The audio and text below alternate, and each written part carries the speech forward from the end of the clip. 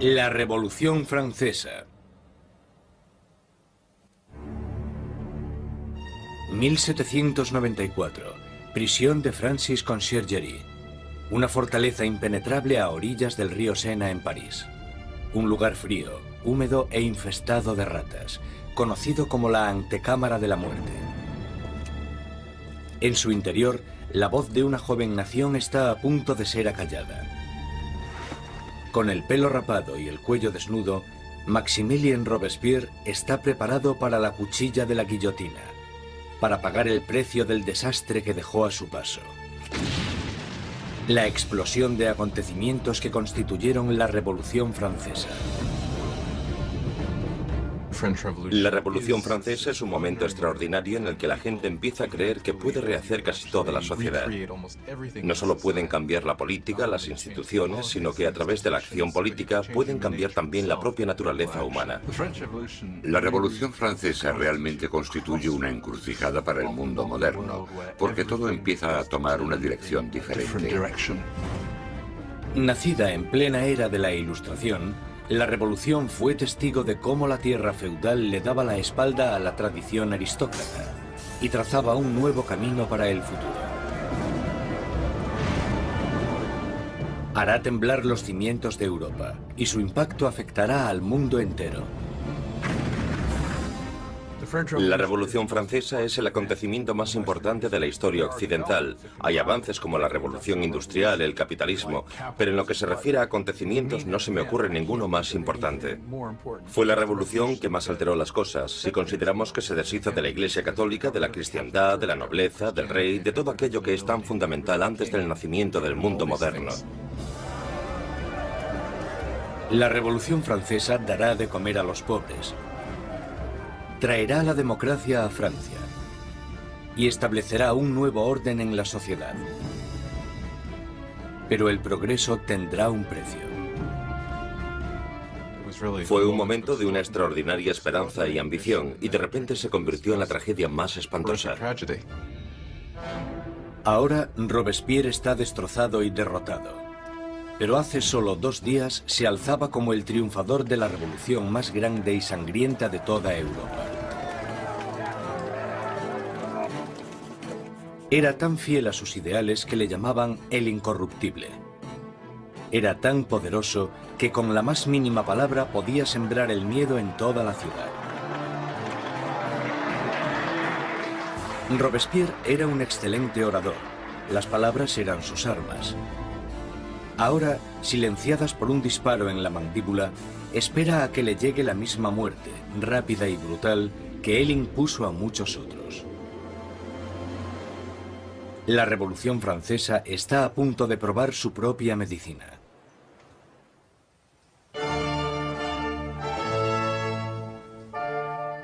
En la primavera de 1770, nadie hubiese podido prever los turbulentos acontecimientos que estaban a punto de suceder. El Palacio de Versalles se llena de distinguidos miembros de la corte real. Acabado en 1682, Versalles fue la obra maestra del rey Luis XIV. Para poner cierta distancia entre él y sus súbditos, Luis XIV se trasladó fuera de la capital de Francia, a un pequeño pueblo a 19 kilómetros al este de París, donde ordenó la construcción del palacio más grandioso de toda Europa. Durante casi 100 años ha sido la residencia de la hasta ahora inquebrantable monarquía de la nación. Y hoy es testigo de una boda muy importante. El nieto del rey Luis XIV, el príncipe Louis Capet, el siguiente en la línea sucesoria al trono, está a punto de casarse.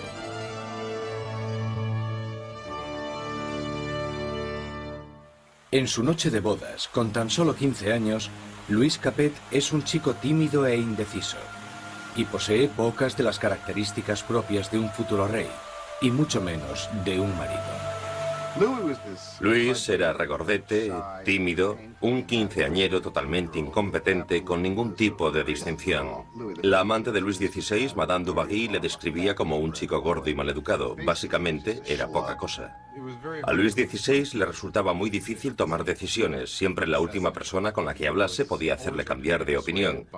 Estas no son las cualidades que tendría que tener un líder.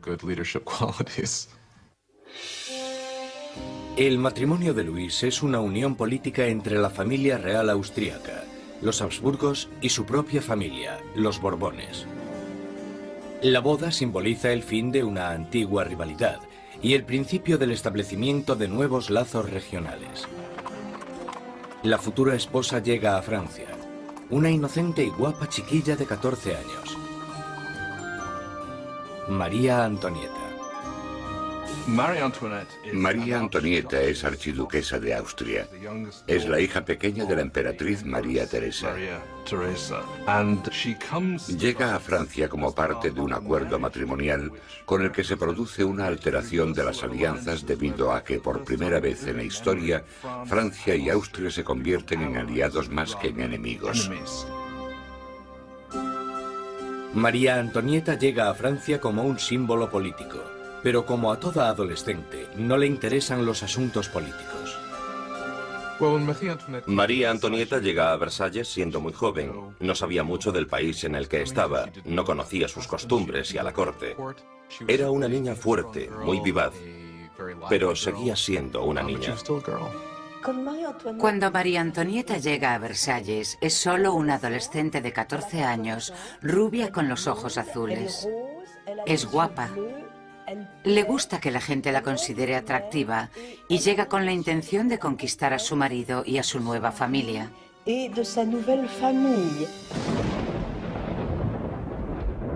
En la noche de bodas cae una tormenta que no hace presagiar nada bueno. Pero en el interior, el esplendor de la ceremonia ilumina el palacio mientras los recién casados se dirigen a su habitación real. En una ceremonia que simbólicamente asegura la concepción de un heredero, los cortesanos del rey presencian el momento en que la joven pareja se mete en la cama de matrimonio por primera vez. La gente está encantada y se crean grandes expectativas. Pero una vez cerradas las cortinas, se ve claramente que no será tan fácil engendrar un heredero. Luis no solo no estaba interesado en gobernar, Luis tampoco lo estaba en amar. Y las primeras noches no le hizo mucho caso a su mujer, ni por extensión a su matrimonio. Pasarán años antes de que se produzca la consumación del matrimonio. La ausencia de un heredero pronto hará que surjan rumores en todo el país que continuarán persiguiendo a la pareja en los años venideros. La gran fiesta de la boda continúa durante varios días en Versalles, pero más allá de las puertas de palacio no hay casi ningún motivo de celebración. Años de mala administración por parte de la monarquía han llevado a los franceses a pasar penurias y hambre. Casi una década antes, el rey Luis XV había perdido una guerra de 7 años, luchando contra Inglaterra por América del Norte. El desafortunado conflicto casi arruina a Francia, dejándola sin dinero y sin prestigio. Las arcas del Estado estaban casi vacías. Sin embargo, su población aumentaba día tras día. Con enfermedades como la peste totalmente erradicadas, pocos morían, pero muchos pasaban hambre. En el siglo XVIII, la población de Francia aumentó de 20 a 26 millones, tras haber crecido solo 1 millón en los 2 siglos anteriores. Esto causó una gran tensión generalizada y un nerviosismo en la gente. 4 años después de la boda real, el abuelo del príncipe Luis pierde su última batalla, contra la viruela. Muere Luis XV, un rey derrotado e impopular, dejando atrás a un país al borde del caos.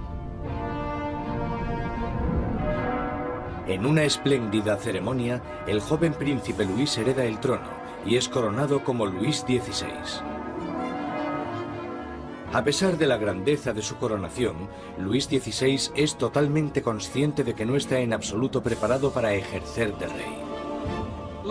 Cuando muere el abuelo de Luis XVI y queda claro quién heredará el trono, él les dice que no sabe qué tiene que hacer, que se siente como si el mundo se le hubiese caído encima.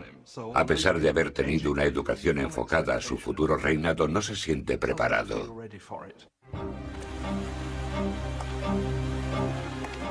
Con un reino en crisis, Luis XVI es el peor hombre para estar al mando. El rey de 20 años reza: protege, Señor, a aquellos que reinan demasiado jóvenes. Instalados en los aposentos reales de Versalles, Luis XVI y María Antonieta empiezan su nueva vida como jóvenes monarcas. Aunque solo a 19 kilómetros en París, está surgiendo una nueva era. Una era que entra en colisión directa con la monarquía en sí. Es la peligrosa nueva era de las ideas, la era de la Ilustración.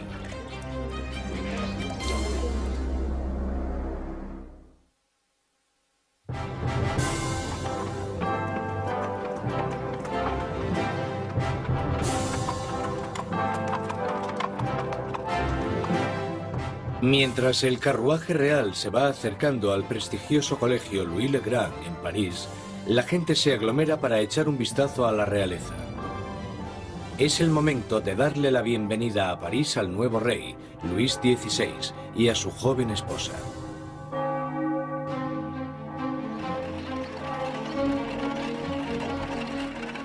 Y a la cabeza del comité de bienvenida está un prometedor estudiante de Derecho, el joven Maximilien Robespierre. Cuando Robespierre era niño, el rey visitó su colegio y Robespierre le leyó un discurso en latín.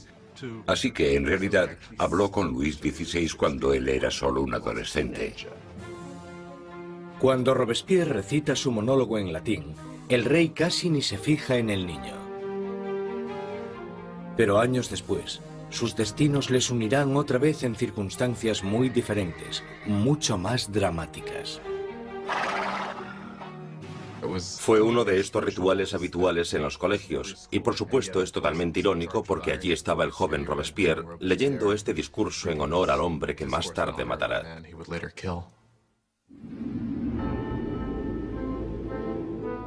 Por ahora, su acogida es cariñosa y sus halagos sinceros. La visita de los monarcas puede que ganase los corazones de la gente, pero sus mentes se están inclinando cada vez más hacia una dirección totalmente diferente. Desde la Edad Media, la sociedad europea se había dividido en tres clases distintas, establecidas en el nacimiento. Había una gran división entre la riqueza de la nobleza y el clero y la pobreza de los campesinos. Entonces, en pleno siglo XVIII, la razón y la ciencia empiezan a cuestionar esta tradición. Envuelto por una corriente de innovación y nueva literatura, París es ahora el centro filosófico del mundo. La ciudad es invadida por nuevas corrientes de conocimiento, se abren nuevas posibilidades. Es la era de la Ilustración. La Ilustración es un movimiento que lo que dice es que desconfíes de la autoridad, que desconfíes de todo lo que te hayan contado antes y que pienses por ti mismo, que lo compruebes tú mismo. En la Europa del antiguo régimen te decían lo que tenías que pensar. El clero y los gobernantes te daban la información. La idea de que una persona con algo de dinero pudiese acceder a través de la alfabetización al conocimiento humano de manera libre era revolucionaria. Surge una nueva élite por todo París.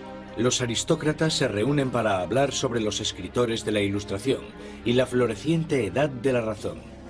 Voltaire, Rousseau. Nuevas voces se alzan a favor de la libertad, del control del propio destino y, sobre todo, de la igualdad. La pasión por esta nueva literatura se desata sobre todo en las clases altas, pero mientras las ideas de la Ilustración van adentrándose en otros estratos de la sociedad, la lucha por la igualdad empezará a amenazar el estilo de vida aristocrático. Es una amenaza porque acabarán cuestionándose por qué los aristócratas son los que tienen privilegios. Se preguntan por qué el mundo está dividido de esta manera. ¿No podemos cambiarlo para que sea un mundo mejor? ¿El progreso no es posible? Esto hará que vaya perdiendo fuerza la idea de que la monarquía, la aristocracia y la jerarquía son algo natural. Para ver aplicadas las ideas de la Ilustración, solo había que echar un vistazo al otro lado del Atlántico, donde los americanos luchaban por independizarse del antiguo enemigo de Francia, Inglaterra. El joven rey Luis quiere vengarse de las derrotas de su abuelo en la guerra y ve su oportunidad en la guerra de la independencia americana. Luis confía a la causa un total de 2.000 millones de libras, lo suficiente para alimentar y dar cobijo a 7 millones de ciudadanos franceses durante un año. La inversión marcará el inicio de un colapso económico en Francia. América lleva a Francia a la bancarrota porque para luchar en esta guerra, los franceses tienen que recaudar una enorme cantidad de dinero. Esto lleva a la monarquía francesa a endeudarse para poder luchar en la guerra de la independencia americana. Y es un elemento crucial en la situación financiera de la monarquía francesa. Mientras Luis XVI manda dinero y tropas al otro lado del Atlántico, María Antonieta se ocupa de generar sus propias deudas. La vida en Versalles es una interminable rutina de rituales arcaicos y formalismos. Hay ceremonias para cuando el rey y la reina se levantan, para cuando se visten, para cuando comen, para cuando se van a la cama. Para entretenerse en medio de la monotonía de estos rituales, María Antonieta preside extravagantes desfiles de moda. María estaba obsesionada con una moda ridícula, sobre todo con esos recogidos tipo torre de varios centímetros de altura y que llevaban horas y horas de elaboración y en los que metían todo tipo de ornamentos y frutas. A muchos les parecían una obscenidad. Acabaron representando todos los problemas de ella, de Versalles y a esa cultura. Aparte de esta moda extravagante, María Antonieta se entretiene con los cotilleos de la corte, haciendo apuestas y representando obras de teatro. Cuando empieza a acumular deudas, le ponen el nombre de Madame Déficit. A María le ponen el nombre de Madame Déficit, ya que el país está sumido en un caos económico, y ella sigue gastando en vestidos, joyas y zapatos como si nada. Ella era la Imelda Marcos de su época. De todas las deudas que tiene la reina, la más grande es la que tiene con su país. Un heredero a la corona. En los 7 años que llevan casados, Luis XVI y María Antonieta aún no han concebido un hijo. Ella se encuentra en una situación cada vez más humillante. El trabajo de la reina es darle un heredero varón al trono francés. Y en esa época la gente la criticaba y estaba desilusionada. Decían que el rey nunca se debería haber casado con esa archiduquesa austriaca, porque ahora ni siquiera podía darle un heredero al trono. María Antonieta se encuentra en una situación desesperada. El apetito de Luis por la comida es incuestionable, pero el sexual está claro que no entra dentro del menú. María Teresa, la madre de María Antonieta, se cuestionaba: si una mujer tan guapa como mi hija no puede hacerle funcionar, ¿qué es lo que pasa? Luis XVI y su joven esposa María Antonieta no fueron capaces de concebir un hijo durante 7 años, y esto deslucirá el principio de su reinado. De sobra era conocida su afición de cerrajero. Había un montón de canciones sobre Luis el cerrajero, al que le costaba encontrar el agujero donde meter la llave. El desinterés de Luis XVI por el sexo es visto como una falta de hombría. Después de años de frustración y depresión por parte de la corte, al rey se le diagnostica una enfermedad curable llamada fimosis.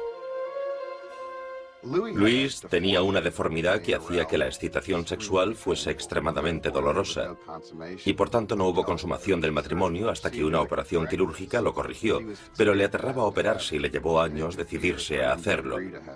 Y cuando al final se operó, voilà. Después de una simple operación, la pareja pudo tener su primer bebé, María Teresa. Pero no es fácil reparar el daño que se le ha hecho a la imagen de María Antonieta durante años. Desde principios de 1780, las calumnias habían circulado por todo el país. Sátiras pornográficas del rey y de la reina, folletos obscenos que se reían de la impotencia de Luis XVI y retrataban a la reina como una ramera promiscua en una corte pervertida y decadente. Cuando la situación en el campo empeora, la opinión de la gente sobre la monarquía empieza a cambiar. Se producen muchas malas cosechas y la inflación aumenta el precio de la harina, llevando a la escasez de la parte esencial de la dieta francesa, el pan. Pero naturalmente estas privaciones acaban a las puertas de Versalles. Mientras los monarcas continúan viviendo en la extravagancia, las quejas se traspasan al papel. A la corte real se le acusa directamente.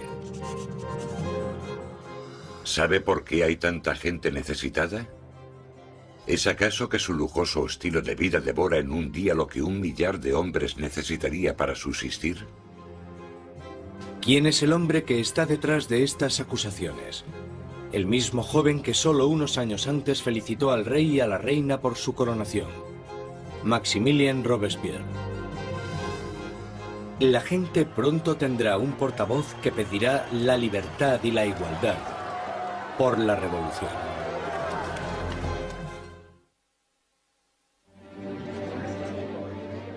A finales del 1700, Versalles es un oasis de extravagancia, rodeado de una tierra desesperada. Y con un rey inseguro al mando, Francia está trazándose su camino al desastre. Después de 19 años de matrimonio, Luis tenía 4 hijos. Aún así, como rey sigue siendo impotente. En un intento por demostrar su liderazgo, Luis se mete a hacer reformas financieras. Pero su equivocada manera de manejar las finanzas carga a los pobres con muchos impuestos, mientras la nobleza no paga casi nada. Con la economía por los suelos y la gente cada vez más inquieta, parece que incluso Dios está enfadado, golpeando a Francia con el invierno más frío de los últimos 90 años. Si alguna vez hubo intervención divina para empeorar la situación, seguro que fue en el verano de 1788 y la primavera de 1789. En el verano de 1788 había una creciente crisis política desarrollándose en un momento de seria escasez de comida. En 1788, para los franceses, la harina era la esencia de la vida. El pan, su medida de subsistencia. La mayoría de la gente en Francia comía casi 1 kilo de pan al día. El pan era esencial y su subida de precio la notó todo el mundo. Si el precio se doblaba, tenías problemas. Bajo la mala financiación de Luis XVI, el precio de la harina se disparó. Las escasas provisiones se estaban agotando y el precio de una rebanada de pan pronto igualó al sueldo de un mes. El hambre se convirtió en rabia. Surgen disturbios por toda Francia. Se atacan casas. Se roban panaderías. Y los panaderos, acusados de guardar pan, son linchados allí mismo.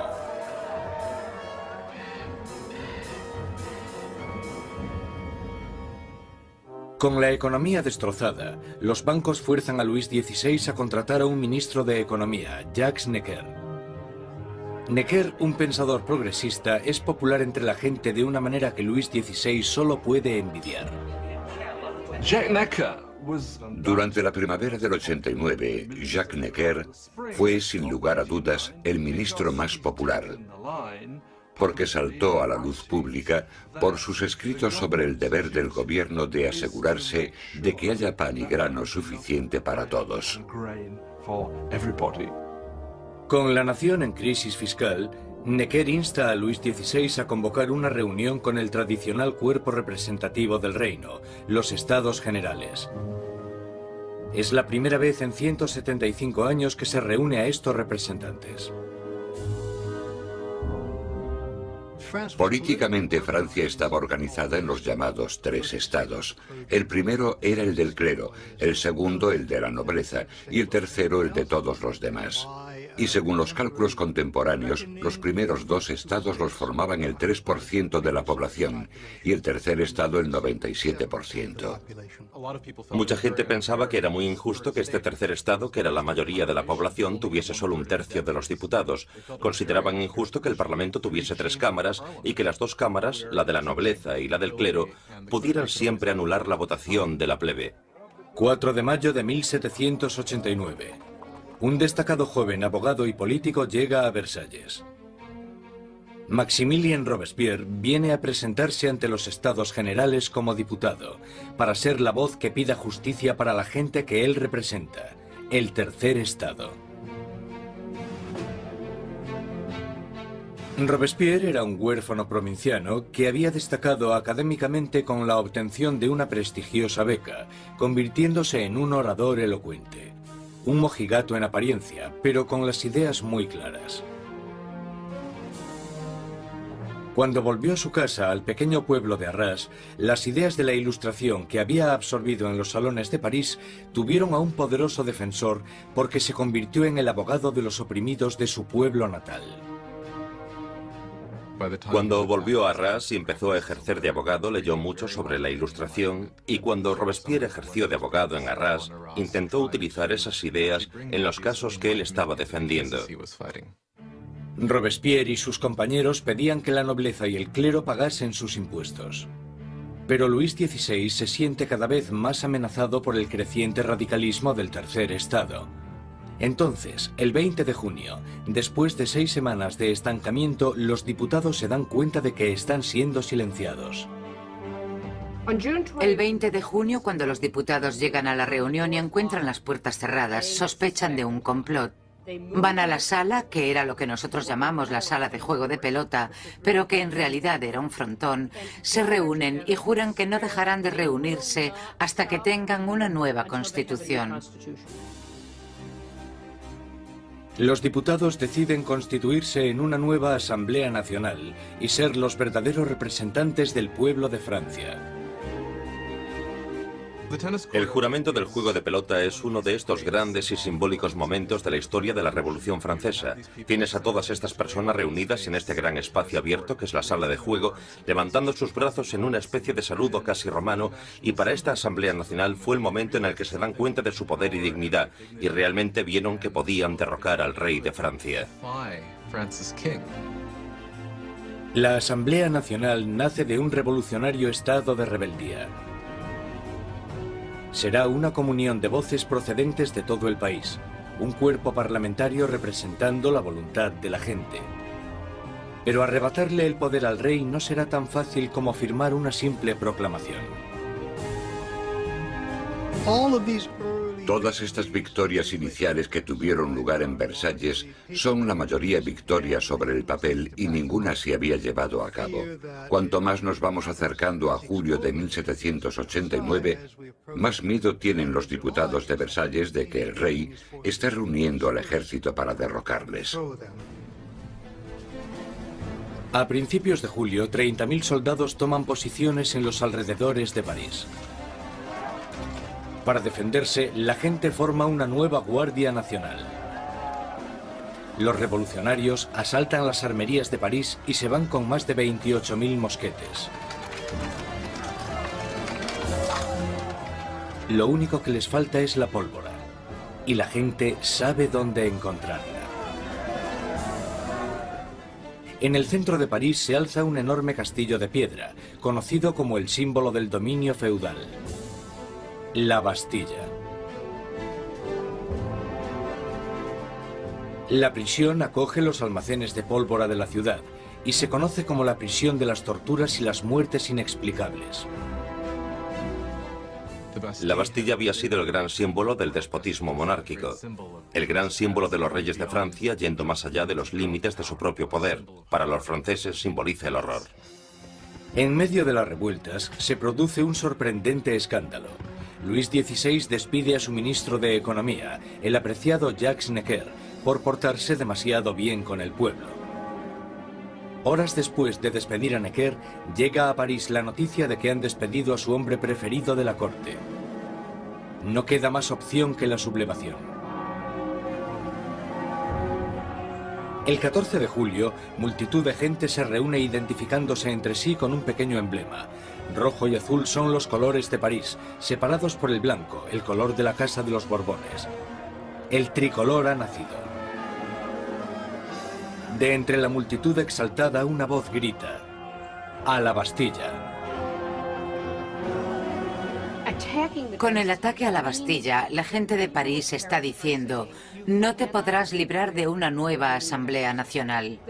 La gente está tomando cartas en el asunto, está cogiendo las armas y diciendo: estamos del lado de la revolución. Cuando el director de la Bastilla, Bernard Delaunay, se entera de que una gran multitud se está aproximando a la prisión, intenta cerrarla. Monta una defensa desesperada, pero los revolucionarios asaltan la fortaleza y arremeten contra los guardas con cuchillos y lanzas. Finalmente, el director Delaunay se rinde, pero la multitud enfurecida le agarra arrastrándole por las calles, le abuchean, le dan patadas y le golpean hasta que grita: «¡Dejadme morir!». La multitud entusiasmada accede con mucho gusto a su petición. Le apuñalan, le disparan y nace una revolucionaria tradición. Su cabeza decapitada desfila por las calles clavada en una lanza. Los diputados de la Asamblea Nacional no condenan inmediatamente este acto de violencia. De hecho, lo aceptan. Y fue esta aceptación de la violencia política lo que, bajo el punto de vista de algunas personas, creó una forma de conducta que tendrá consecuencias catastróficas para el desarrollo de la revolución. Con el humo aún levantándose de la Bastilla, Luis XVI vuelve de su viaje de caza. Debajo de la fecha del 14 de julio de 1879 escribe: «Nada», refiriéndose a su desafortunada caza. Un asesor le interrumpe con las noticias de los disturbios y la caída de la Bastilla. Luis XVI le pregunta: ¿es una revuelta? «No, señor», responde. «Es una revolución».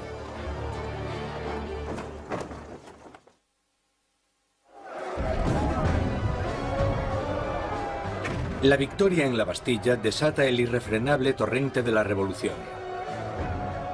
La gente ha desafiado a su rey y ha ganado. No hay vuelta atrás. Como símbolo de la derrota del feudalismo, la gente, hombres, mujeres y niños, atacan y destruyen la Bastilla con sus propias manos, ladrillo feudal a ladrillo feudal. Están empezando a desmantelar el pasado. Los franceses querían destrozar la Bastilla lo más rápido posible, pero no tenían la posibilidad de usar explosivos poderosos. Así que esto se hizo muy despacio, pero con un ímpetu tremendo. Se repartieron los ladrillos y se vendieron como símbolos de la demolición del despotismo. La energía en las calles da un nuevo ímpetu a la Asamblea Nacional. En pocos días se escribe una nueva constitución llamada la Declaración de los Derechos del Hombre y del Ciudadano. En este atrevido documento, las arcaicas distinciones de clases son abolidas y todos los hombres son considerados totalmente iguales. La Declaración de los Derechos del Hombre y del Ciudadano era una declaración promulgada por la Asamblea Nacional en la que se decía que la soberanía pertenecía al pueblo, a la nación. No se hace mención alguna al rey en todo este documento. Por tanto, con la presentación del mismo, la propia Asamblea estaba haciéndose con el poder. Con la nueva Asamblea Nacional como portavoz, los ciudadanos de Francia se dispusieron a cambiar toda la estructura de su sociedad. Exigían una monarquía constitucional, unos derechos iguales para todos los hombres y unas leyes razonables en las que basar la justicia. Para que se oyeran más las voces de la revolución, Robespierre exigió la libertad de prensa, que había sido censurada en el antiguo régimen.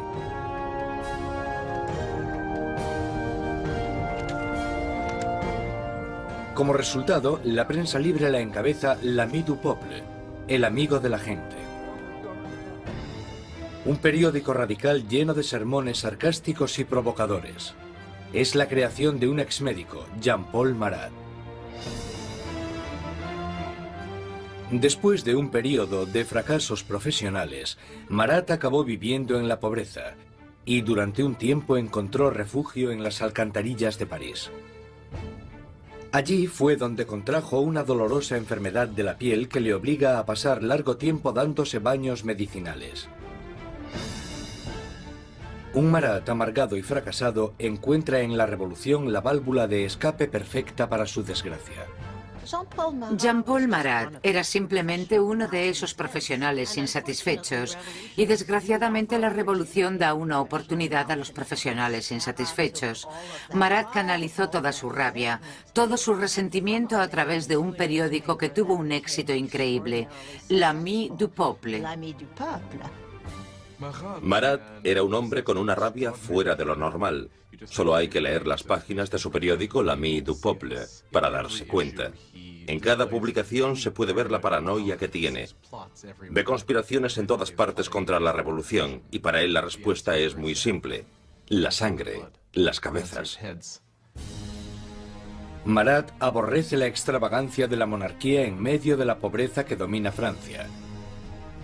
Y solo necesita el rumor más insignificante para arremeter contra el rey y la reina en su periódico.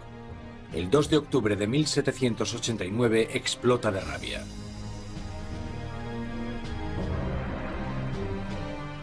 A París llega la noticia de que el rey ha celebrado una fiesta en Versalles y que en ella los decadentes monarcas habían tirado al suelo la bandera tricolor, el símbolo de la revolución, y la habían pisoteado. Marat está furioso. Escribe sobre esta difamación en su periódico, justo cuando surge una nueva amenaza. El rey ha ordenado otra vez a las tropas que tomen sus posiciones en los alrededores de París.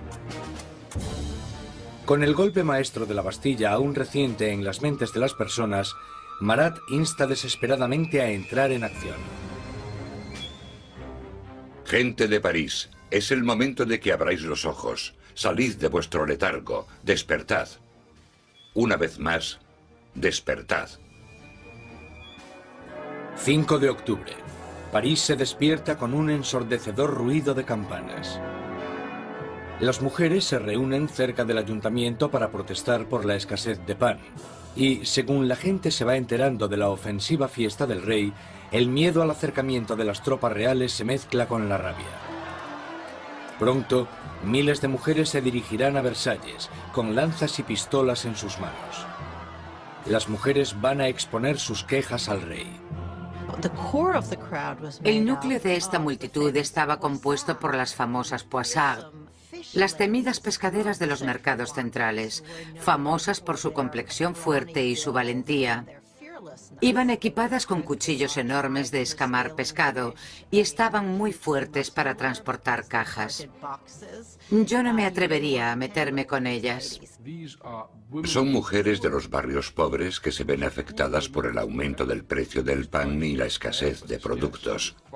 De repente se dan cuenta de que tienen que hacer algo. Es bastante increíble que estas mujeres de a pie, que seguramente la mayoría no supieran ni escribir su nombre, de repente se convirtiesen en las protagonistas de un proceso histórico.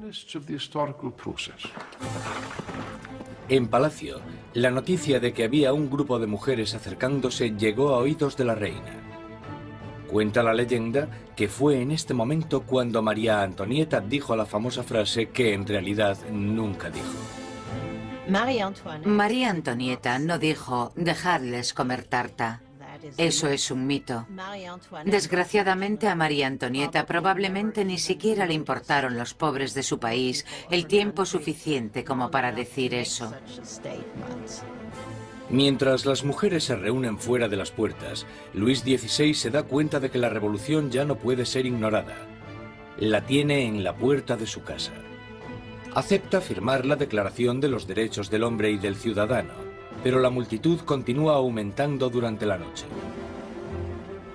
Cuando llega la mañana, hay 20.000 personas acampadas fuera de Palacio Real.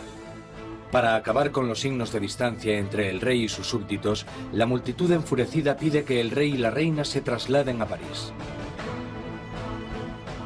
Más indeciso que nunca, Luis XVI es demasiado débil para responder. Su indecisión desatará la furia entre la multitud y pondrá las vidas de la familia real en grave peligro. Al no conseguir conformidad inmediata con lo que ellas quieren, realmente parece que van a matar a la reina. Un grupo de mujeres entran en el palacio, pidiendo a gritos la sangre de la reina. Matan a los guardas, los decapitan y clavan sus cabezas en lanzas. Estaban como locas gritando por todo el palacio. Dadme sus entrañas, dadme su cabeza, yo quiero una pierna, yo quiero un brazo. Creo que estaban tan frenéticas que si la hubiesen encontrado probablemente la habrían descuartizado.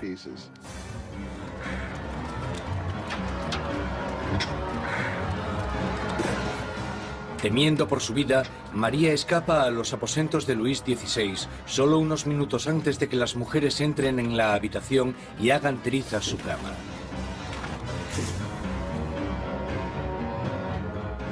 El rey y la reina están ahora a la merced de la multitud.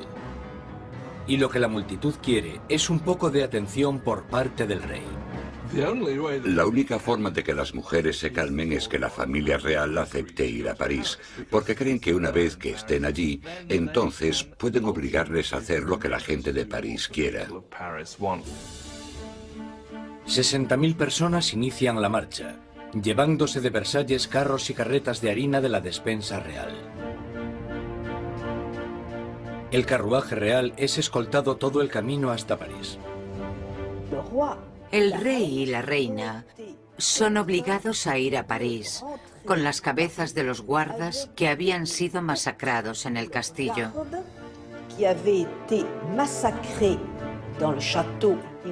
Les habían cortado las cabezas. Es realmente un acto de violencia extrema. Las cabezas se reconstruyen con maquillaje y desfilan delante del carruaje del rey y la reina. El rey y la reina hacen del Palacio de las Tullerías su nuevo hogar. Nunca volverán a ver Versalles. Una vez que la familia real se traslada a París, se convierten en prisioneros de París. Ellos lo saben y todos lo saben. Tienen grandes limitaciones de lo que pueden hacer. Son los prisioneros de la capital, de eso no hay duda. Abandonan Versalles y la asamblea se traslada a París. El poder está ahora en manos de la gente. Francia tendrá una nueva democracia, unas nuevas leyes, y una nueva e inolvidable forma de justicia hará su debut en el Estado revolucionario. La guillotina.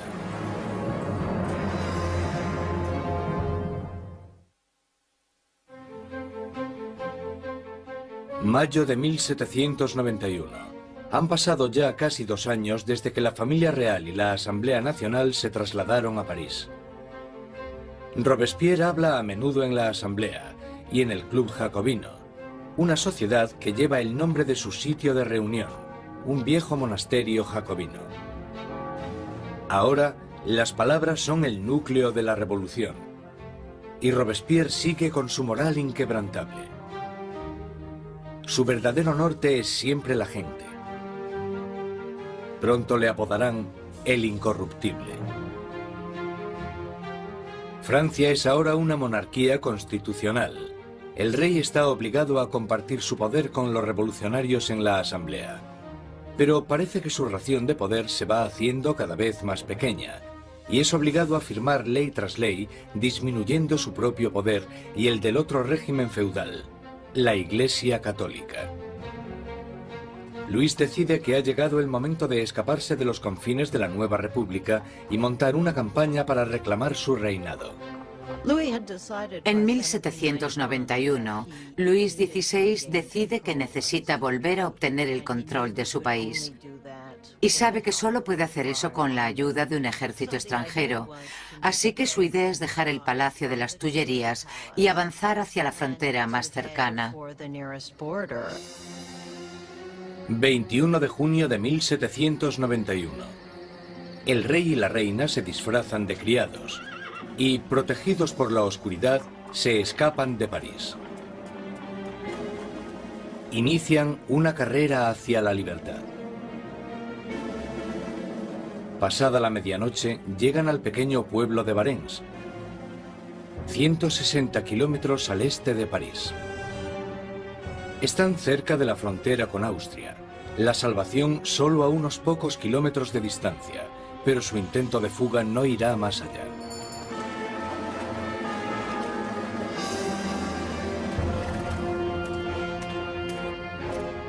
Los rumores del viaje de los monarcas les habían precedido.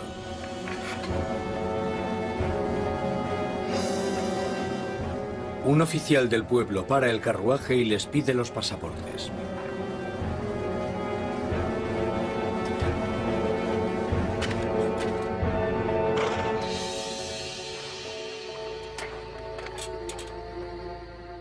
Las sospechas del oficial se confirman.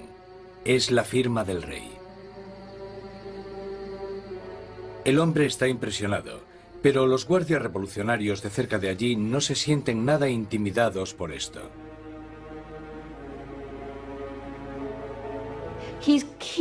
Él espera todo el tiempo que la gente le reconozca y que se produzca una rebelión a su favor, y para su horror y sorpresa, no se alegran de verle. Ven que está intentando escapar y lo que pasa es que le arrestan y se lo llevan de vuelta. La idea de que el monarca había intentado abandonar a su pueblo era psicológicamente catastrófica. El acontecimiento realmente rompió el lazo que unía a Luis XVI con sus súbditos.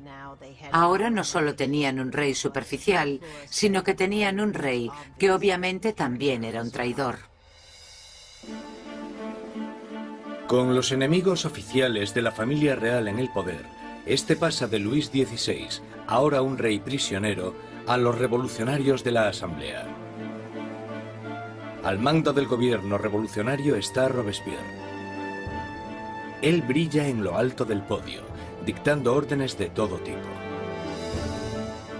Exige el sufragio universal y el fin de la esclavitud en las Antillas francesas. Pide incluso con más pasión la erradicación de la pena de muerte. En la nueva era de la Ilustración, Robespierre quiere deshacerse de todos los restos del pasado medieval.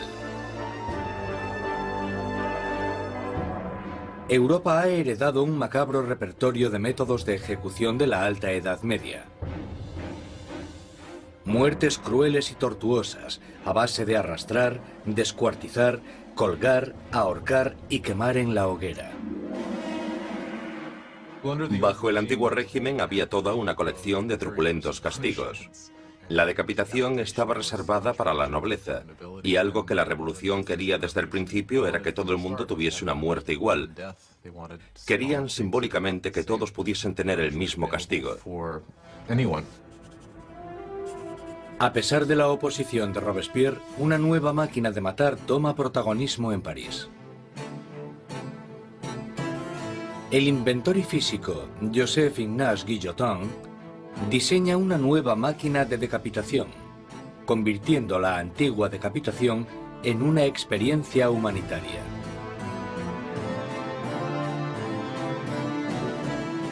El doctor Guillotin describe su nuevo aparato a la Asamblea. El mecanismo cae como un rayo. La cabeza sale volando. La sangre se desparrama. El hombre está muerto. El mayor defensor del derramamiento de sangre, el periodista Marat, publica un artículo entusiasta en su periódico anunciando el nuevo nombre del aparato: guillotina. Pronto se conocerá con otro nombre: la Cuchilla Nacional. Los revolucionarios franceses creían en los valores humanos. Creían que no se debía causar un sufrimiento innecesario. Y lo que les gusta de la guillotina es que es rápida y eficiente. Y parece ser que, a pesar de que nadie haya regresado para contarlo, es indolora. La guillotina silenciará a los enemigos internos de la revolución, a cualquiera que sea sospechoso de planear el regreso del rey al trono. Pero son los enemigos de alrededor de Francia los que más preocupan a la Asamblea. Hay un miedo creciente de que los miembros de la familia real que huyeron a Austria inicien una contrarrevolución armada. La Asamblea exige un ataque preventivo, una declaración de guerra a Austria. Robespierre está en contra. Robespierre es una de las pocas personas que se opone a la guerra, porque piensa que los enemigos ganarán. Robespierre teme que el país no esté preparado porque no tiene un ejército capaz de derrotar al enemigo, y por tanto el enemigo llegará y destruirá la revolución. Robespierre no consigue convencerlos. En abril de 1792, la Asamblea declara la guerra a Austria, el país gobernado por la propia familia de María Antonieta. Surge un sentimiento nacionalista. Si Austria derrota al ejército revolucionario, Luis XVI sin duda reclamará su trono. Y se sospecha que María Antonieta está ayudando al enemigo mediante el envío de cartas a sus familiares en Austria, en las que se les pasa los movimientos de las tropas francesas para que obtengan ventaja. Todo esto mientras el rey y la reina simulan su apoyo a la revolución. Luis XVI y María Antonieta están jugando a dos bandos. Muchas veces simulan estar a favor de la revolución, pero a la vez conspiran contra ella. Están intentando sobrevivir. Se podría entender como que son supervivientes, pero bajo el punto de vista revolucionario, son unos mentirosos.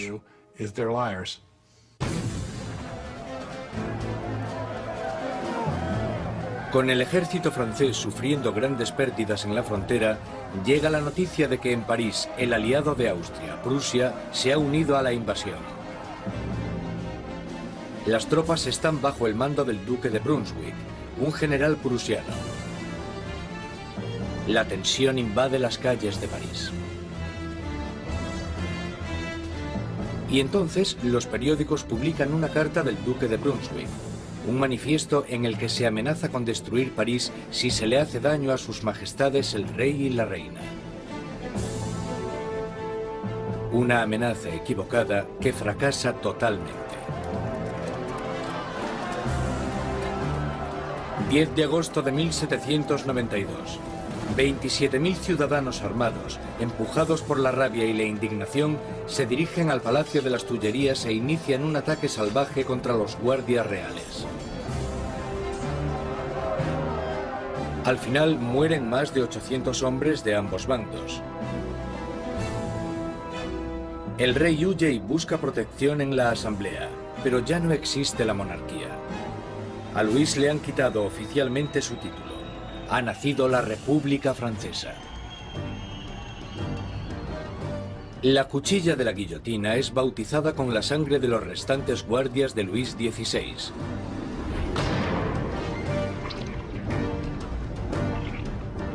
Y Robespierre, en su día un incondicional opositor de la pena de muerte, ha cambiado de opinión. El nacimiento de una nueva república solo puede iniciarse con la muerte de un rey. El nuevo y espeluznante aparato del doctor Guillotin se cierne sobre París como una advertencia. El castigo por desobedecer la ley y el orden. Recientemente bautizado con la sangre de los guardias del rey, pronto terminará también con la vida del rey.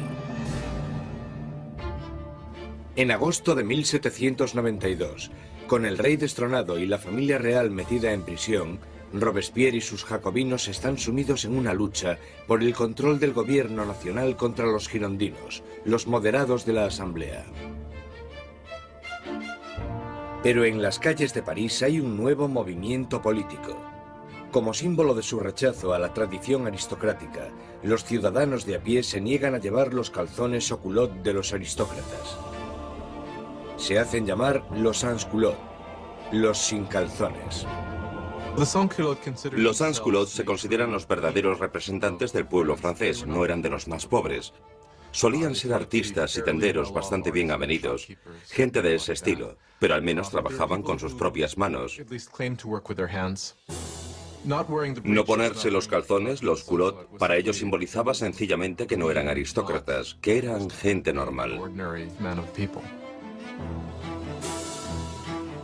Los sans-culottes toman el control del gobierno de la ciudad de París, mientras que los jacobinos y los girondinos incitan al país a no apoyar a la Asamblea Nacional, ahora llamada la Convención. La Convención está luchando por el control del ejército francés, que está rápidamente perdiendo territorios contra Austria y Prusia.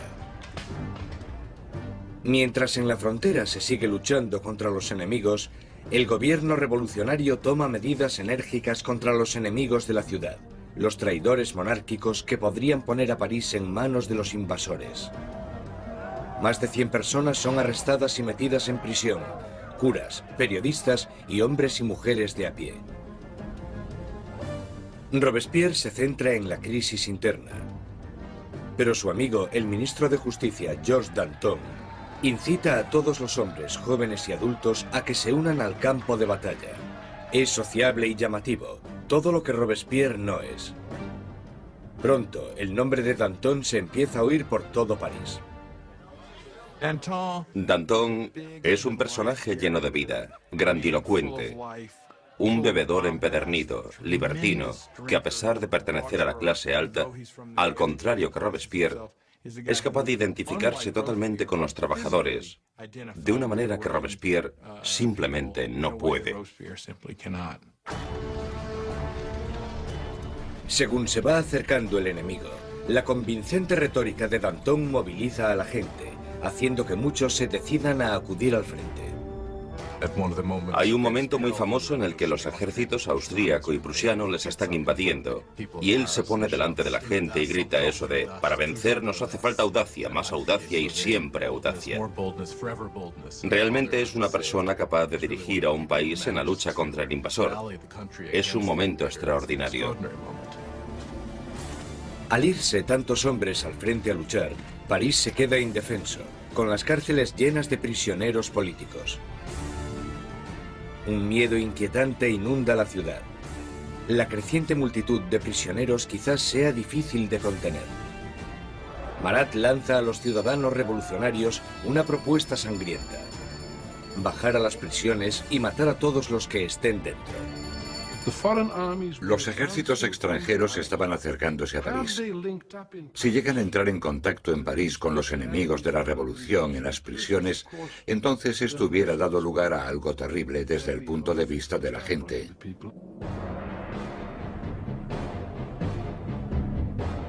En la primera semana de septiembre llegan malas noticias del frente. Prusia ha tomado Verdun, una ciudad en el camino de París. Ahora el enemigo está solo a unos kilómetros de distancia. El miedo que asolaba París explota.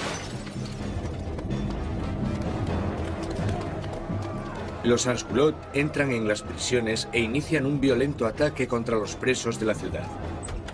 No dejarán vivo a ningún traidor.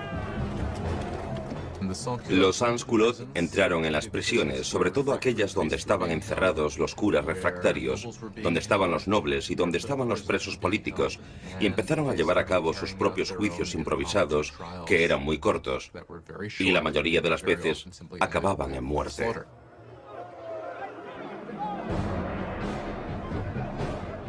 Las mujeres son violadas o mutiladas, los curas son destripados, los aristócratas descuartizados.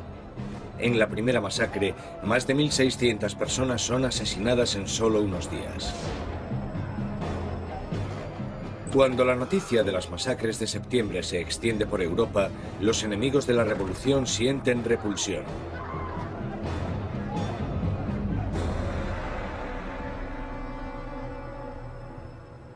Al otro lado del Canal de la Mancha, el London Times publica su repugna. ¿Son estos los derechos de los hombres? ¿Es esta la libertad de la naturaleza humana? Los tiranos más salvajes que vagan a cuatro patas por los territorios inexplorados de África son incluso superiores a estos animales parisinos de dos patas. La revolución ha tomado un rumbo intolerable. Incluso Robespierre se da cuenta de que las cosas han ido demasiado lejos, que la gente no puede dirigir sola la revolución. Necesitan a alguien que les guíe. Una mano de hierro. Gracias al poder de sus palabras, el incorruptible salta a la palestra como el hombre que puede guiar a la revolución. Robespierre, que anteriormente había apoyado la monarquía constitucional, ahora cree que ya no hay sitio para un rey.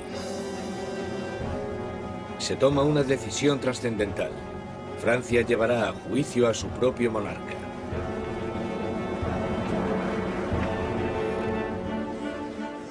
Con el veredicto reducido a una mera conclusión, el único debate sobre la mesa es la condena. Los moderados, los girondinos, piden que no se acabe con su vida, y esto les deja a un lado de la convención. A los girondinos se les planteaba una cuestión importante en lo que se refiere al rey, porque aunque ellos estaban convencidos de querer una república, no estaban tan seguros de que fuera necesario matar al rey. Los jacobinos, que querían la sangre del rey, superaban en número a los girondinos. ¿Por qué los jacobinos querían matar al rey? Yo creo que porque, como muy bien dijo Robespierre, para que la revolución pueda vivir hay que matar al rey. Si está bien que haya un rey, entonces algo va mal en la revolución. En todos los sistemas que existen, solo hay un castigo para la traición, y ese es la muerte. Por tanto, en ese sentido, si el rey es culpable de traicionar a su país en tiempos de guerra, entonces la conclusión es que debe sufrir la muerte de un traidor. El 20 de enero de 1793, Luis XVI es declarado culpable. Se dicta sentencia. El rey debe morir.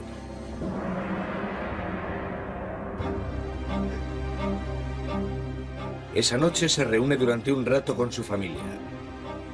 Él está calmado y entre los llantos de sus familiares les promete que volverá a la mañana siguiente para despedirse definitivamente. Pero no lo hace.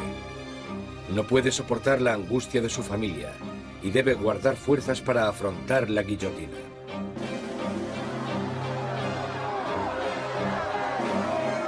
A la mañana siguiente, un carruaje lleva a Luis XVI al patíbulo. Estoicamente camina hacia la guillotina.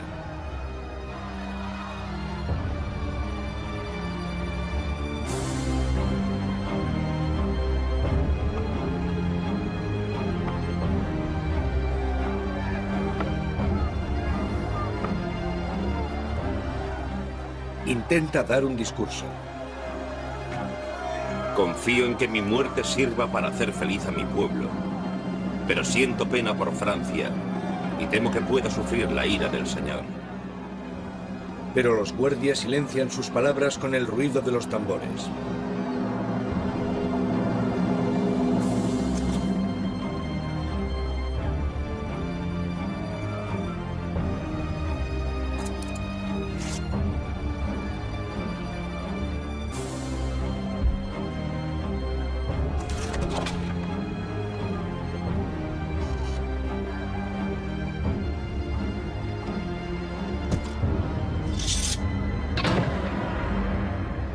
A las 10:22 de la mañana se acaba con la vida del hombre que fue rey de Francia.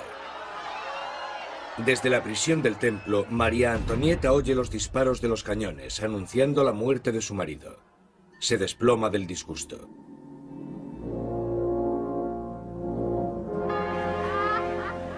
La sangre del rey es derramada.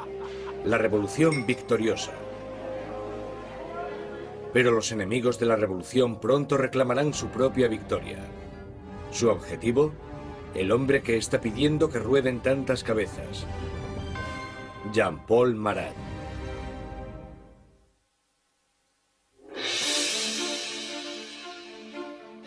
La ejecución del rey Luis XVI marca la victoria definitiva para los revolucionarios. Un momento cumbre en el que la joven nación, la República Francesa, nace literalmente de la sangre. A finales de 1792, los radicales jacobinos, por miedo a que la nueva revolución corra peligro de ser saboteada por los traidores, deciden utilizar medios cada vez más violentos.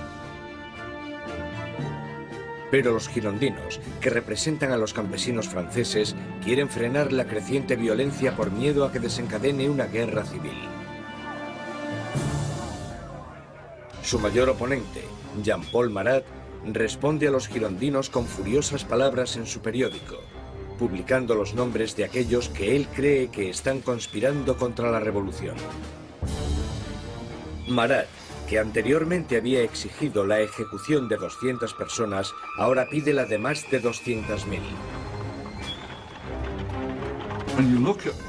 Cuando observas el periodismo de Marat, te das cuenta de que tiene un principio básico que es el de ser más radical que nadie y exigir que se mate a la gente. Si observas el periodismo de Marat, todo el rato dice, con solo cortar unas cuantas cabezas todo irá bien. Y cuando las cosas no van bien, si cortas unas cuantas cabezas más, todo irá bien. De repente, los parisinos empiezan a matar a gente y Marat es el primero que quiere llevarse el mérito por eso. Pero el movimiento radical no ha llegado a todas partes. La gente de las afueras de París está furiosa con la creciente brutalidad de los jacobinos y piden que pare el derramamiento de sangre.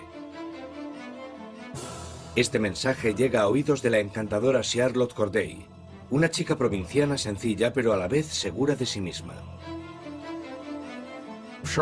Charlotte Corday es una mujer corriente de la ciudad de Caen que está horrorizada por las muertes que están sucediendo y quizás con razón considera que Marat es el principal responsable de todo esto. Él ha jugado un papel decisivo en el radicalismo de la revolución. La gente seguía pidiendo que rodasen cabezas. 13 de julio de 1793. Charlotte Corday llega a París. Sabe que el amigo del pueblo tiene una política de puertas abiertas y que a Marat se le puede encontrar en su casa a cualquier hora, dándose baños medicinales. Corday le visita con la excusa de que tiene una lista de traidores, de aquellos que están colaborando con los enemigos extranjeros para acabar con la revolución. Marat le pide la lista, prometiendo a Corday que los traidores serán guillotinados al día siguiente. Y cuando se la da, coge una daga, un pequeño puñal, y se lo clava en el pecho.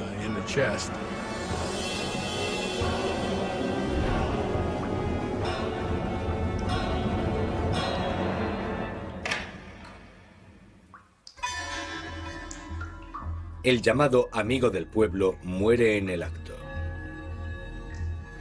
La furiosa voz de su periódico es silenciada.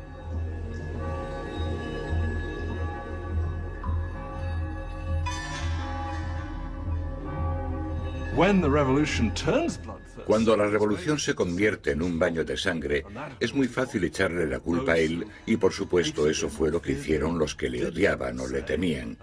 Y esa es una de las razones por las que Charlotte Corday lo asesina en 1793, porque cree que él es el responsable de muchas de las sangrientas atrocidades que han ocurrido. Corday no intenta escapar. En el juicio, declara que no está arrepentida.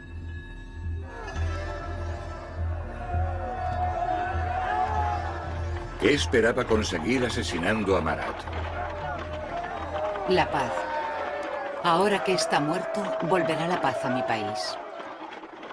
Charlotte Corday es rápidamente ejecutada y su sueño de paz muere con ella. Ha matado a Marat el hombre, pero ha creado a Marat la leyenda, y su famosa muerte es retratada por un pintor revolucionario, Jacques-Louis David. Se convirtió en un mártir. Se convirtió en algo casi como una figura religiosa. Había gente que incluso le rezaba, decían corazón de Jesús, corazón de Marat. En su funeral llegaron a hacer cosas como coger el baño donde le habían matado y ponerlo en el altar casi como si fuera una especie de crucifijo. Si te fijas en el cuadro de David de la muerte de Marat, el cuerpo de Marat está colocado exactamente igual que el cuerpo de Jesús en las representaciones clásicas de la piedad, el descenso de la cruz. Así que, claramente, se está asociando a Marat con Cristo. Y Marat representa una nueva especie de Dios en la República Radical. Robespierre está celoso de la adoración por Marat, pero él, siempre tan pragmático, dirige su atención a los asuntos más urgentes. Porque aunque Marat haya muerto, sigue habiendo otros que quieren que se derrame sangre. Sangre real. La Conciergerie, la oscura antecámara de la muerte. 8 meses después de la ejecución de su marido y apenas unos días después de la ejecución de Charlotte Corday, encierran aquí a María Antonieta en una horrible celda totalmente sola. Una de las cosas más terribles que le suceden a María Antonieta es que después de la ejecución de Luis XVI, le quitan a sus hijos. Sus hijos eran lo más importante para ella y sabía que los revolucionarios someterían a su hijo a terribles torturas para que se olvidase de sus orígenes reales. Y parece que ella estaba en lo cierto. En tan solo un par de años, su hijo murió por causa del terrible abandono y las torturas a las que era sometido. María Antonieta, la que fuera una joven presumida, tiene ahora solo 38 años, pero la revolución la ha envejecido mucho más. María Antonieta era una mujer muy guapa, elegante, hasta que llegó la revolución. A partir de 1788 empezó a adelgazar. El pelo se le llenó de canas, dejó de ser coqueta y de ponerse guapa. Adelgazó muchísimo. El día del juicio estaba irreconocible. El 15 de octubre se celebra el juicio de María Antonieta y es acusada de traición y de dilapidar los fondos nacionales. Las pocas pruebas que se presentan son basadas en espantosos y vengativos rumores. Una acusación se añade a la lista. Es acusada de incesto con su hijo. Ante esta acusación, María Antonieta se alza para defenderse. Apelo a la conciencia y a los sentimientos de todas las madres presentes para saber si hay alguna de vosotras que no se estremezca ante la idea de semejante horror.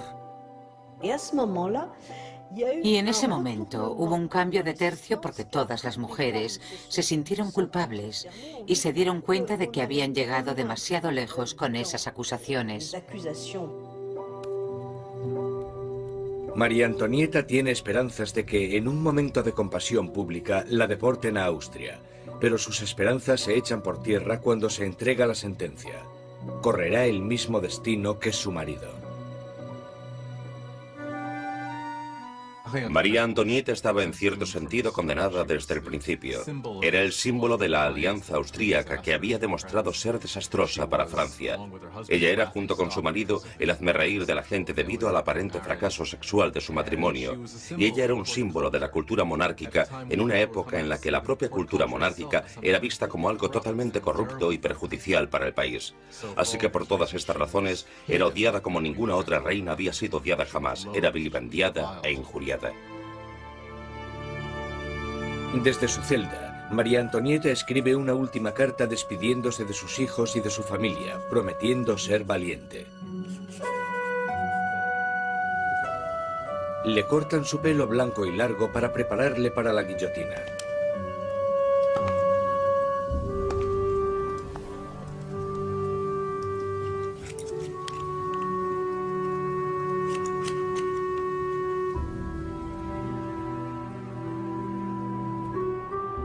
atan las manos con firmeza.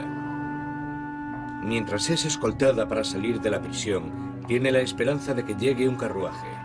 En vez de eso, es una carreta, la carreta donde van los criminales comunes. Ella esperaba que cuando la llevasen al patíbulo recibiría el mismo tratamiento que recibió el rey, lo que suponía subir en un carruaje cerrado para que la multitud no pudiese llegar hasta ella. Pero la pusieron en una carreta abierta y la gente le gritaba todo tipo de cosas, cosas horribles, terribles amenazas. Apenas la sombra de la soberana que fue, María Antonieta mantiene su dignidad de reina mientras desfila por las calles de París.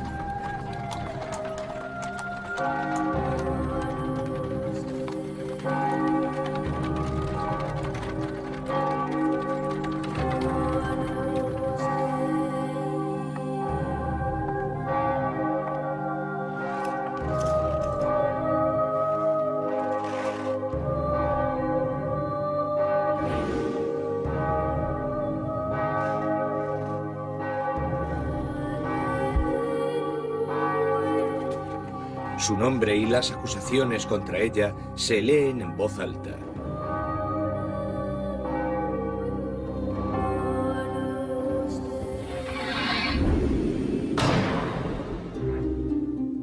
La última reina de Francia ha muerto.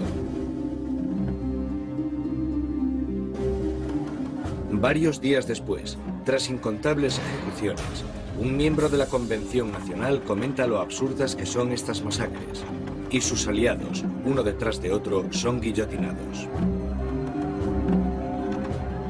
Él dijo, la revolución es como Saturno, devora a sus propios hijos. Danton le contesta, las revoluciones, amigo mío, no son un camino de rosas. El derramamiento de sangre solo acaba de empezar.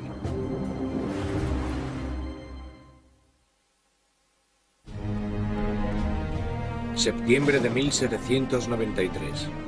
4 años de revolución y Francia está siendo totalmente destrozada. En las provincias se producen violentas insurrecciones. Y en la guerra contra Europa están perdiendo a muchos hombres. Tras sufrir una terrible derrota, los británicos toman la ciudad costera de Toulon. Europa está minando cada vez más las fronteras francesas. Francia es el país más grande y más poblado de Europa Occidental y tiene un gran poder militar. Y claro, cuando empezó la revolución, un montón de sus tradicionales enemigos y también un montón de sus tradicionales aliados pensaron, sí, esta es nuestra oportunidad, no para hacerse con algún territorio de Francia, sino para enriquecerse a su costa y debilitarla, para siempre. Francia está aislada de toda Europa. Gran Bretaña la está bloqueando y Austria y Prusia están atacándola e invadiéndola. La gente de París tiene miedo de que la victoria de la contrarrevolución dé lugar a un baño de sangre. Danton y Robespierre, los mejores oradores de la Convención, se dan cuenta de que para poder salvar la revolución tienen que atacar. Convencen a sus compañeros para establecer una nueva y amenazadora ley marcial. Es hora de que todos los franceses disfruten de una igualdad sagrada. Es el momento de imponer esta igualdad mediante leyes que hagan justicia contra los traidores y conspiradores. Haced que el terror esté a la orden del día. Esto inicia un nuevo capítulo en la revolución. Un periodo de represión violenta llamado el terror. En un increíble cambio de tercio, los revolucionarios suspenden la nueva constitución y todos los derechos que garantizaba. Se colocan policías de paisano por todo el país. Cualquier persona sospechosa de realizar actividades contrarrevolucionarias es perseguida, sometida a un juicio rápido y mandada a la guillotina. El reino del terror fue concebido como un gobierno de emergencia. Lo que ellos entendían como terror se basaba en sembrar el terror en los corazones de los enemigos de la República. Por lo tanto, digamos que o estaban muertos de miedo o eran arrestados y liquidados.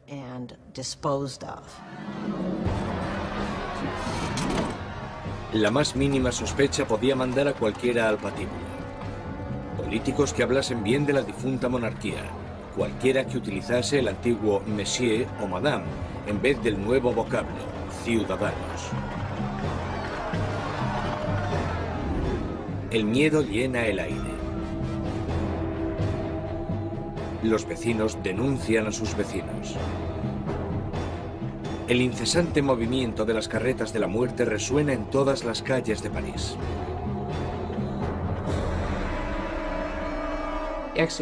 La gente está totalmente pendiente de las ejecuciones. Saben que en París hay policías de paisano, bastantes policías de paisano por todas partes, de pie en la cola del pan, escuchando lo que las mujeres dicen y arrestándolas si no les gusta lo que oyen. Podían arrestarte por quejarte por lo caro que estaba el pan. Podían arrestarte incluso por no estar demasiado contenta con el curso que tomaban las cosas y con el éxito de la revolución, así que en realidad casi todo lo que comentaras podía traerte problemas. La Asamblea constituye un tribunal revolucionario, acelerando los juicios y las ejecuciones con una eficacia implacable. Para consolidar el poder, forman un consejo de 12 hombres y lo denominan el Comité de Seguridad Pública. A la larga, el poder tuvo que ser delegado en un grupo más pequeño, que se convirtió en el Comité de la Seguridad Pública. Al final eran 12 personas que gobernaban Francia como una dictadura colectiva. Por sus discursos magistrales y su visión revolucionaria, Robespierre enseguida se convierte en el portavoz del comité.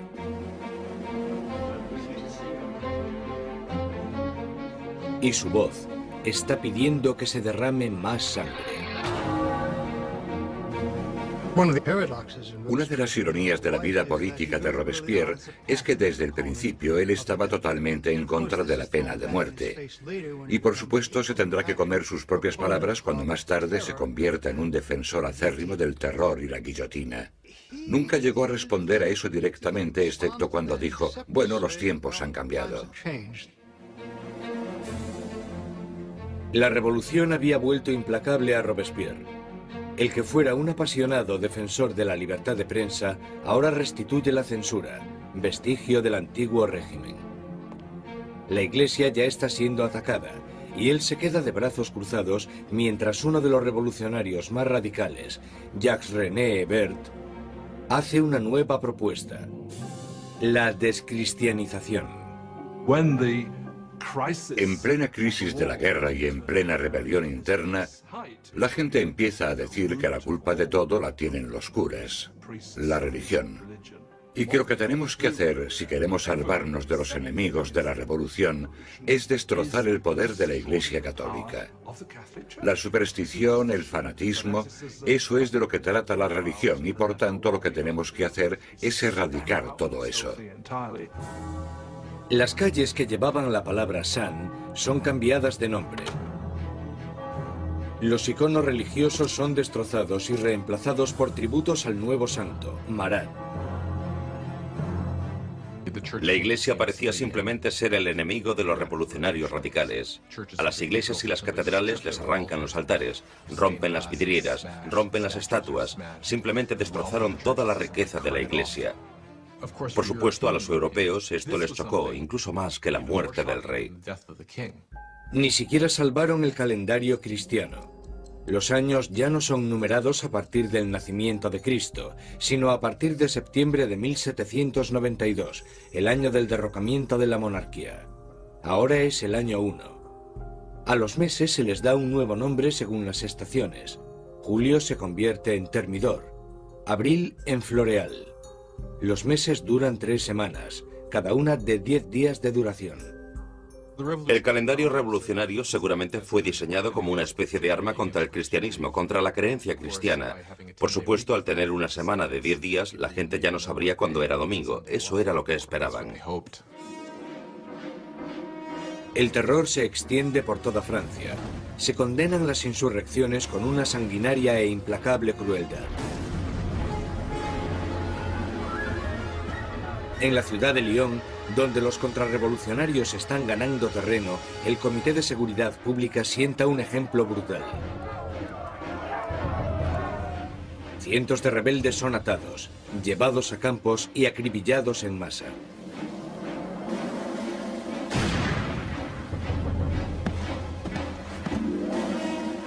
Una región llamada la Vendée, al oeste de Francia, también se ha convertido en bastión de la contrarrevolución. Barcas llenas de rebeldes y curas atados entre sí son hundidas sin piedad.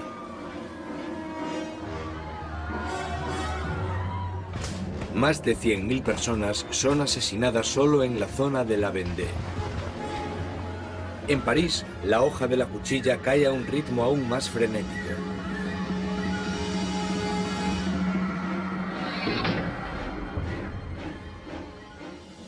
Pero los ejércitos franceses están finalmente obteniendo victorias en la frontera. Bajo el mando de un magnífico joven comandante llamado Napoleón Bonaparte, el ejército francés obliga a la Marina británica a realizar una humillante retirada en Toulon. La revolución está en su punto álgido.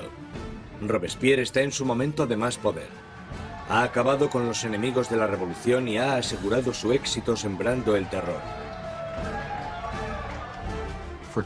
Durante un tiempo, el terror fue un mecanismo muy efectivo para conseguir la unión del país, la unión del gobierno, y para luchar en lo que fue, después de todo, una guerra en varios frentes, en el frente este, en el frente norte, contra enemigos externos. Una guerra civil en la zona de la Vendée, que fue la más sangrienta de todas, y también una guerra civil contra los girondinos y otros revolucionarios en contra del gobierno. El terror había alcanzado sus objetivos. Pero no se para ahí, y no parará, hasta que destruya al hombre que lo sembró. Maximilien Robespierre.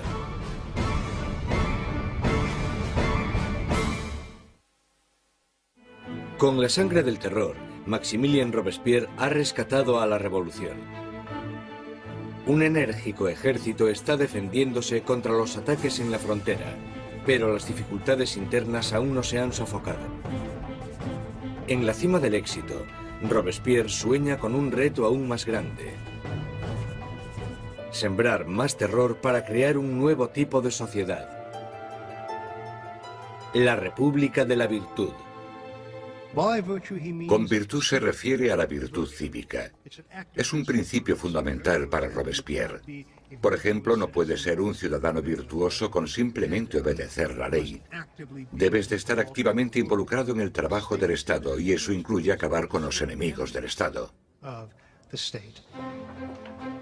El 5 de febrero de 1794, Robespierre da un discurso destacando su filosofía. El terror sin la virtud es desastroso, pero la virtud sin el terror no vale para nada. Asocia la virtud con el terror. El terror en ese momento se convierte, a su manera de ver, en un instrumento con el que crear virtud. Pero otros no están de acuerdo. Para Danton, la revolución está yendo por el camino equivocado. Él y sus seguidores, los dantonistas, creen que es el momento de acabar con el terror, porque este ya ha hecho su función. En la primavera de 1794 las cosas empiezan a mejorar. Ya no hay tantos problemas con la comida, la campaña de guerra está yendo mejor, y Danton está diciendo básicamente que necesitan establecer una nueva base de gobierno, moverse hacia la normalización. Robespierre piensa que es demasiado pronto. Danton empieza organizando un grupo para debatir cómo acabar con el terror. Robespierre lo interpreta como una amenaza directa al gobierno.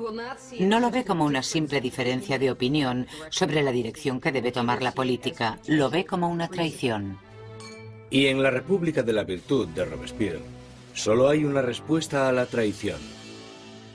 Los dantonistas son perseguidos y enseguida sentenciados a muerte. Robespierre ha mandado a cientos al patíbulo, pero estas ejecuciones le ponen nervioso. No acudirá a la decapitación de sus antiguos amigos y aliados. Mientras sube las escaleras de la guillotina, Danton grita: De lo único que me arrepiento es de irme antes que esa rata de Robespierre.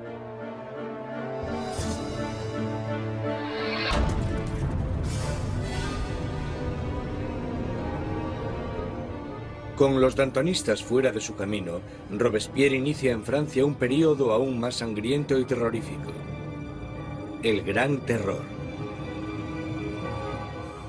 El Gran Terror es el nombre de la última fase del terror que duró desde la primavera hasta el verano de 1794. En este periodo, el ritmo de las ejecuciones empieza a aumentar de verdad, con lo que se desata el miedo, principalmente en París, aunque en todo el país empieza a aumentar de manera exponencial. Se calcula que al mes en París se realizaban 800 ejecuciones, y al final del periodo incluso más.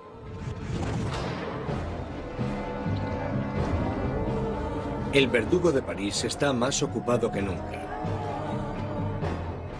Pero el 6 de junio de 1794, las carretas de la muerte dejan de sonar. La guillotina permanece silenciosa. Robespierre ha declarado un nuevo día de fiesta religiosa, el Festival del Ser Supremo. Quiere reemplazar al viejo dios católico por uno nuevo, la diosa de la razón. Dicen que Robespierre nunca apoyó las políticas ateas. Él pensaba que la gente necesitaba creer en una divinidad y ayudó a introducir este culto que se llamaba el culto al Ser Supremo.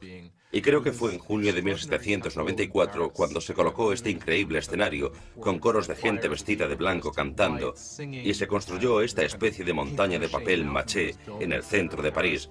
Y en el momento más importante de la ceremonia, el propio Robespierre salió de la cima de esta montaña vestido con una toga y caminando montaña abajo. Y creo que en ese momento un montón de gente pensó, vale, ¿quién se cree que es? ¿Acaso se cree que es Dios? ¿Acaso se cree que es el rey?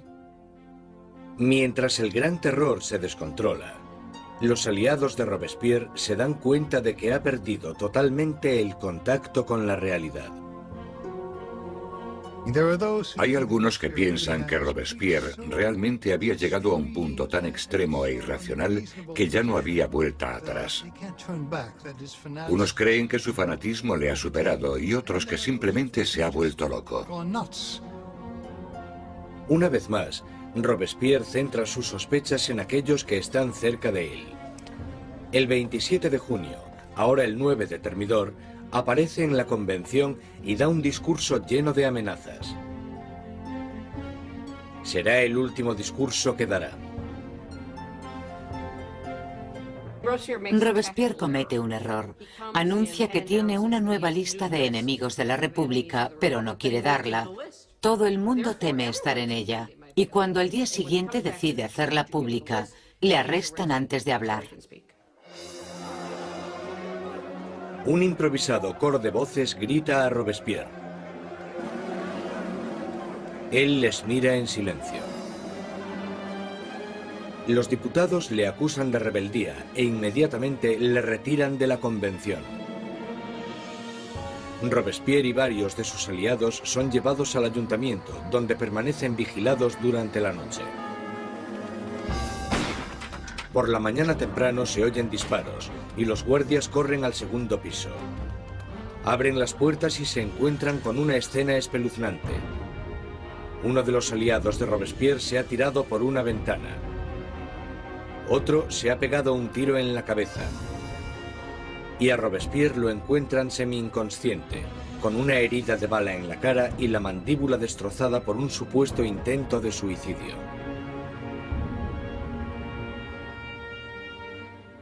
Robespierre pasa sus últimas horas de vida en la mesa del Comité de Seguridad Pública, en la misma sala desde donde había conducido el terror hasta su espantoso y sangriento final. Mientras es ridiculizado e insultado por sus antiguos aliados, Robespierre es incapaz de responder. El gran maestro de la oratoria ha sido acallado.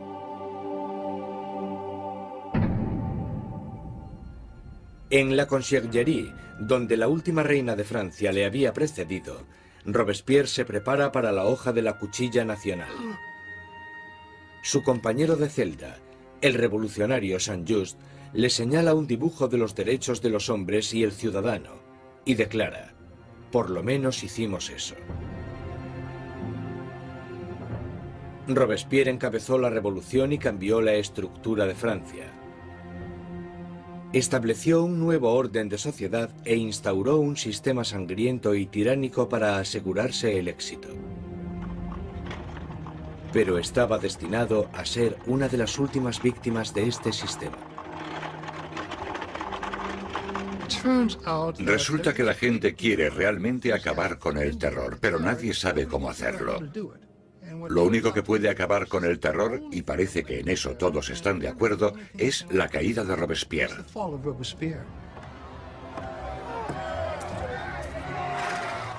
El 27 de julio de 1794, la guillotina acaba con el incorruptible. Y la última sangre del terror es derramada. El terror muere con Robespierre, pero la revolución no. Los derechos del hombre, la democracia, la nueva república. Los logros de la revolución sobrevivirán más que cualquiera de los propios revolucionarios. Francia entrará en un periodo de incertidumbre, paralizada por el miedo a otro terror, o incluso algo peor: la vuelta a la pasada monarquía opresiva. Pasarán 5 años de estancamiento, hasta que, una vez más, el poder se consolide en manos de un único hombre, Napoleón Bonaparte. Los historiadores no se ponen de acuerdo sobre cuándo terminó la revolución. Algunos creen que terminó con la subida al poder de Napoleón. Otros mantienen que la revolución continuó hasta el siglo XIX e incluso más allá. La Revolución Francesa es un momento en el que la gente toma por primera vez las riendas de su propio destino. La idea de que los súbditos de la monarquía más antigua, más prestigiosa y más poderosa de Europa pudiesen reescribir su historia fue algo que tuvo una resonancia increíble. La revolución destruyó la antigua Europa feudal y cambió para siempre el curso de la civilización occidental. Con la Revolución Francesa surgen muchas preguntas. ¿Cuánta violencia está justificada para conseguir una sociedad mejor? ¿Tiene la gente derecho a acabar con lo que consideran un sistema injusto para reemplazarlo por lo que están convencidos en sus corazones de que es un sistema más justo? ¿Cuánta violencia está justificada para poder llevarlo a cabo? Aún hoy en día nos preguntamos todo esto.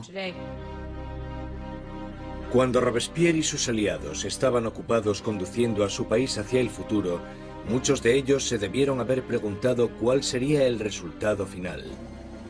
Más de 200 años después del nacimiento de la República Francesa, el fantasma de Robespierre está aún presente en las revoluciones. Desde Rusia hasta Vietnam, desde China a América Latina. Los experimentos franceses con la democracia han inspirado los modelos de todo el mundo. Sea donde sea que haya una tiranía, el grito pidiendo justicia perdurará para siempre. Libertad, igualdad, fraternidad. Por la revolución.